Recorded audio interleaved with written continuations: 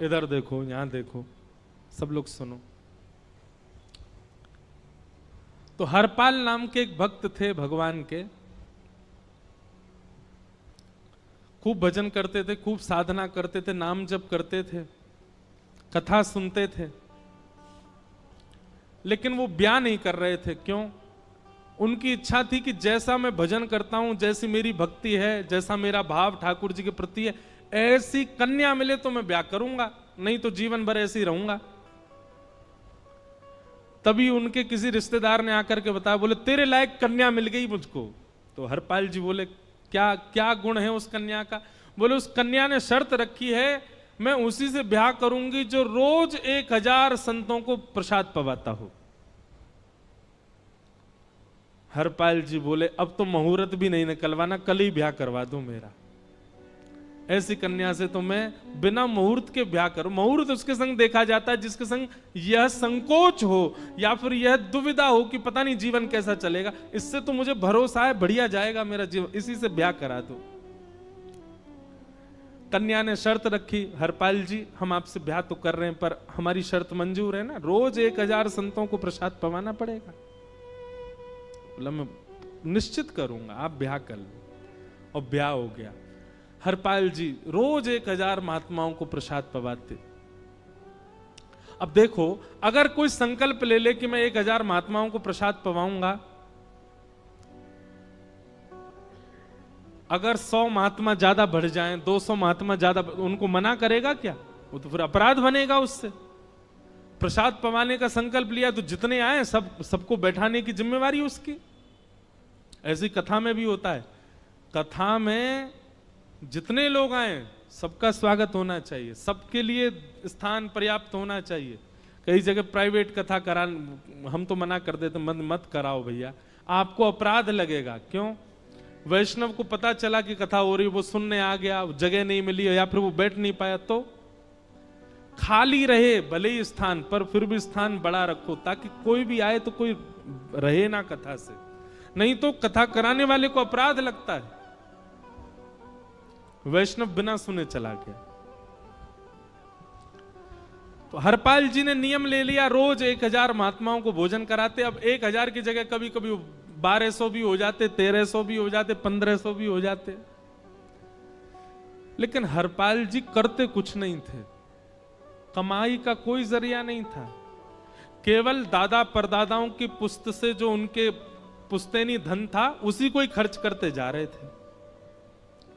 1 साल तक बढ़िया चला, 1.5 साल बढ़िया चला, लेकिन 1.5 साल बाद धीरे धीरे धन खत्म होने लगा। जैसे ही धन खत्म होने लगा, हरपाल जी बड़ी चिंता में आ गए, क्या करें। पत्नी को नहीं बताते थे। क्यों? बोले इससे तो शर्त लगी, इसको क्यों बताऊं अपना दुख, इससे तो शर्त, मेरी यही शर्त थी कि रोज 1000 संतों को भोजन कराना। तो हरपाल जी ने बाहर जाते और दुकानदारों के यहां से जाकर के कर्जा लेने लगे। वो पुराने संपन्न थे तो किसी ने कर्जा देने से मना भी नहीं किया, सब देने लगे, बोले ले जा। इतना कर्जा कर लिया, 6-7 महीने तक कर्जे में भी उनके संत सेवा बंद नहीं हुई। 6-7 महीने बाद मांगने वालों ने मांगना शुरू किया, बोले हमारा दो, हमारा दो, हमारा दो। किसी का नहीं दे पाए तो पूरे नगर में ये हो गया कि भैया हरपाल जी अब पहले जैसी स्थिति में नहीं है, कर्जा इनको देना बंद करो, ये देते ही नहीं है पैसा लौटा करके। सब बिगड़ने लगा, धन नष्ट हो गया, इज्जत चली गई, लेकिन उनकी संत सेवा नहीं रुकी, रोज संत सेवा करते। एक दिन मन में विचार करने लगे, अब क्या करूं, अब तो मुझे कोई कर्जा भी नहीं देता, गहने भी सारे बिक गए, धन भी सारा खत्म हो गया। तो हरपाल जी ने मन बनाया कि मैं चोरी करूंगा, और चोरी करके ठाकुर जी, आप लोग मत करना ऐसा, चोरी करूंगा। हरपाल जी चोरी करने जाने लगे, लेकिन हरपाल जी का नियम था कि वो किसी के धन की चोरी नहीं करते थे।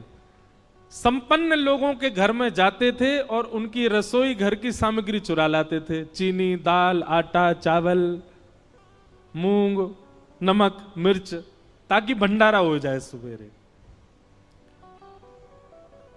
इस प्रकार महाराज चोरी होने लगी। एक घर की हुई, दो घर, अब तो हल्ला होने लगा। बोले कि घरों की सामान राशन चोरी हो जाता है।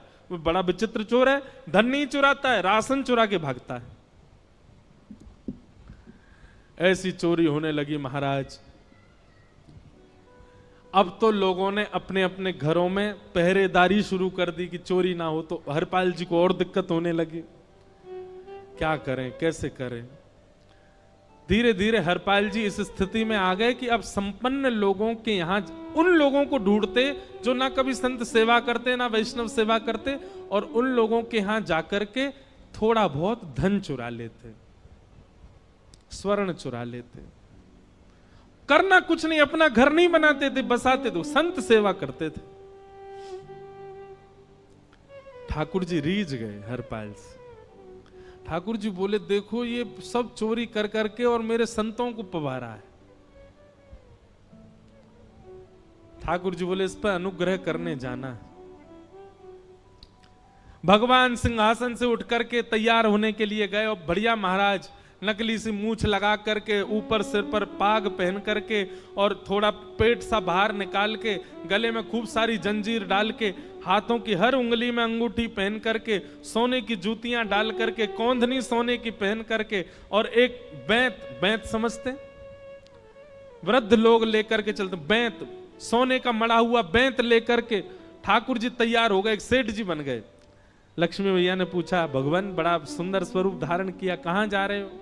बोले अपने एक भक्त से मिलने जा रहे हैं। रुक्मणी जी बोली मैं भी चलूंगी। भगवान बोले तुम मत चलो, तुम उसको पहचान नहीं पाओगे, तुमसे अपराध बनी जाएगा। बोले नहीं नहीं, भक्त दर्शन करने मैं तो जाऊंगी। भगवान बोले जल्दी तैयार हो जाओ, सब लोग इधर देखो, वहां से कोई सामग्री आ रही है, कथा यहां हो रही है, इधर देखो, और फिर हम आंख बंद कर लेंगे, चाहे आप कहीं देखो, आंख खुली है तो हमको ही देखो।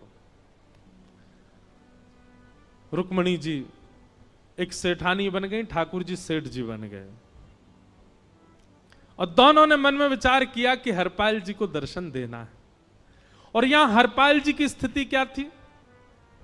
अब संत सेवा के लिए कहीं से भी धन नहीं मिल रहा था, तो हरपाल जी एक मार्ग पर जाकर के बैठ गए और सोचने लगे कोई धनवान यहां से निकलेगा तो उसको लूट लूंगा, और लूट के भाग जाऊंगा, सारा धन संत सेवा में लगा दूंगा। तभी उस मार्ग पर कोई और तो आया नहीं, ठाकुर जी सेठ बन करके आ गए। और महाराज खूब सारे गहने पहन करके, पाग बढ़िया सोने की जड़ाऊ पाग पहन करके, ऐसे वस्त्र पहन करके, और छम छम करते चलते आ रहे हैं। उन गहने ही बज रहे हैं ठाकुर जी के।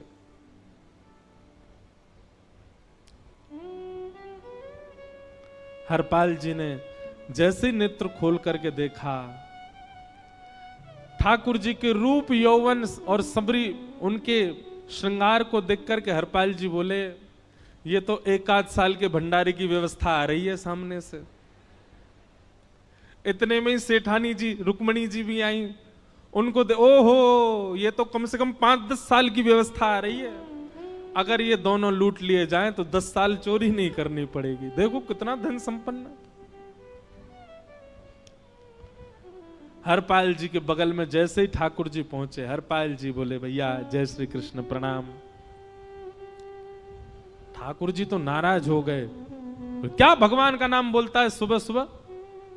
तुम सब लोग बड़े पाखंडी हो, ढोंगी हो, और हमने सुना इस गांव में एक रहता है वो चोरी डकैती करता है और फिर कहते हैं संत सेवा करता है। ऐसी काय बात की चोरी भैया?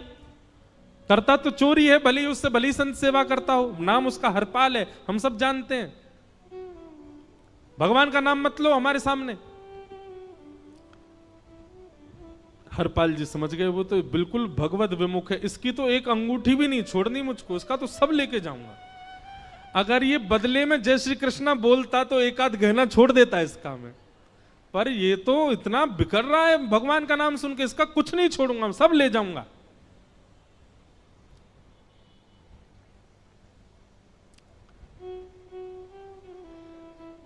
हरपाल जी बोले हाँ भैया एक रहता तो है डकैत इस गांव में, और उसका कोई पता नहीं है, वो कभी भी आ जाता है।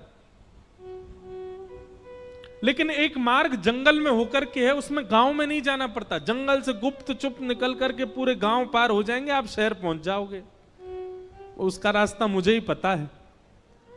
सेठ जी बोले तो तुम हमको पार करवा दो।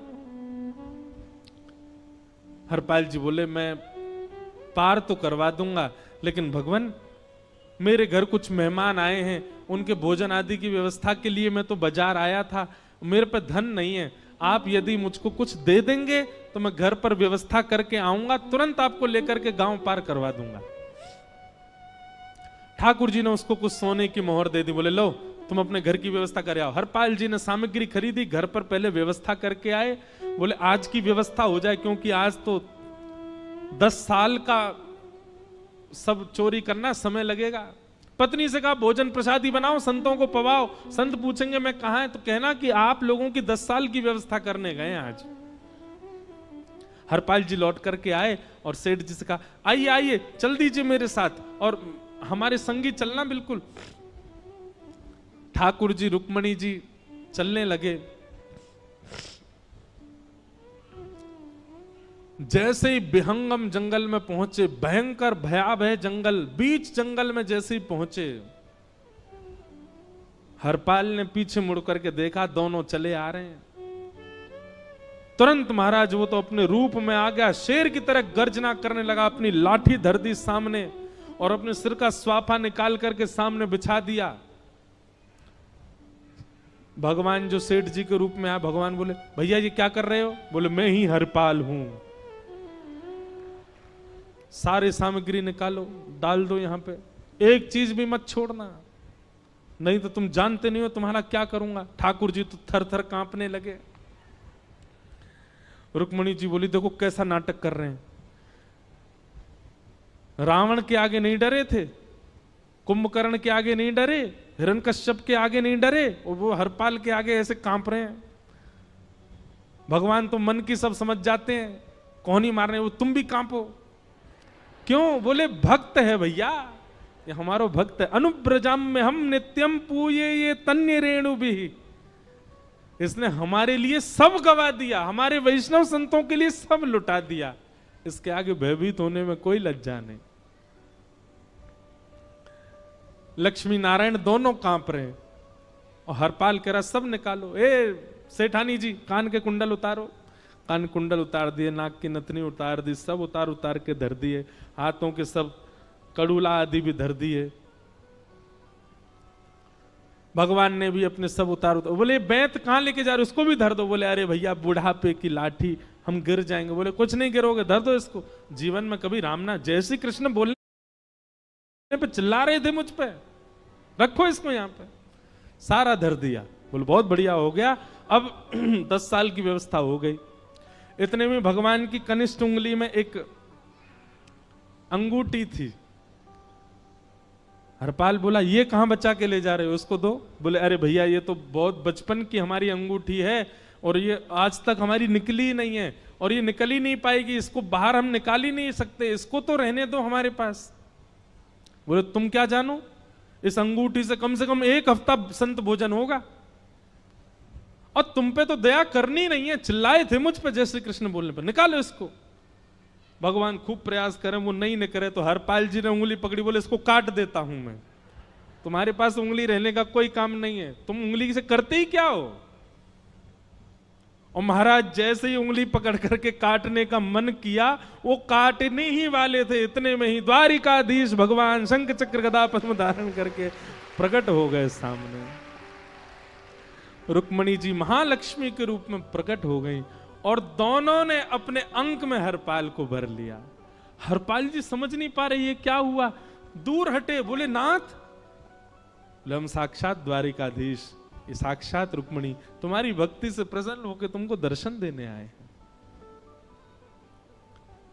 हरपाल जी घुटने के बल बैठ गए, रोने लगे, सर रख दिया चरणों में, पटकने लगे। बोले नाथ,